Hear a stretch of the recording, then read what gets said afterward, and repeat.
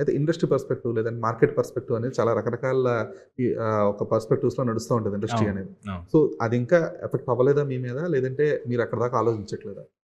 Maybe నేను first నా దగ్గరికొచ్చేవాళ్ళు ముందే వాళ్ళు క్యాలిక్యులేషన్స్‌తోనే వస్తారు. ఎవరైనా సరే అది తప్పు కాదు. ఎంత పెట్టొచ్చు? ఎంత మార్కెట్ ఉంది? ఎంత ఓపెనింగ్ వస్తది? లేకపోతే మ్యూజిక్ ఎంతొస్తది? ఓటీటీ, డిజిటల్, శాటిలైట్, థియేట్రికల్ ఏదేదో క్యాలిక్యులేషన్స్ ఉంటాయి. సో, అవన్నీ దాటి నా దగ్గరికొచ్చినప్పుడు ఇంకా ఇది రాదు. కానీ కొంతమంది ఇనీషియల్‌గా నాతోనే మాట్లాడేవాళ్ళు. నీ మీద ఎందుకు పెట్టాలి? ఎంత ఎంత పెట్టాలి? పెడితే ఎలా వస్తది? నీకు రెమ్యునరేషను ఇంతెందుకియ్యాలి? అసలు నీకు రెమ్యునరేషన్ ఎందుకియ్యాలి? ఇలా రకరకాలుండేవి. అవన్నీ నాతో మాట్లాడకూడదు. యాక్టర్స్ నాతో కాదు ఎవరితోనూ మాట్లాడకూడదు. ఏంటంటే ఆర్టిస్ట్ అనేవాళ్ళే సెన్సిటివ్. అండ్ దట్ టూ చాలా డీమోటివేట్ అయిపోయాను నేను. ఫస్ట్ థింగ్ నేను ఆళ్ళని అప్రోచ్ అవ్వలేదు. వాళ్ళు నేను వర్క్ అడగలేదు. నా మనాన్ని ఏదో వచ్చినయి చేసుకుంటున్నాను. ఎందుకిలా మాట్లాడుతున్నారు నాతో? నేను మీరింత ఇస్తే చేస్తాననలేదు. లేకపోతే మీ ఆఫీస్‌కొచ్చి నాతో సినిమా చేయండి అని నేను అడగలేదు.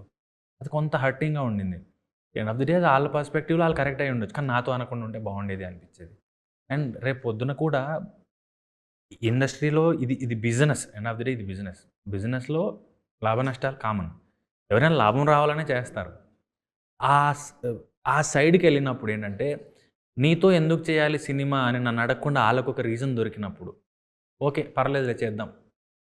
క్యారెక్టర్‌కి సూట్ అవుతాడని చేద్దాం అంటే ఫైన్. నీ మీద పెడితే వస్తాయా? రిటర్న్ వస్తాయా? అనేది కాకుండా, కథ రాసుకున్నాము. ఆ పిల్లగాడైతే దీన్ని చేయగలుగుతాడు. ఆ పిల్లగాడైతే దీన్ని న్యాయం చేస్తాడు, నిలబెడతాడు. అలాంటోళ్ళొస్తే ఫైన్ చాలు నాకు.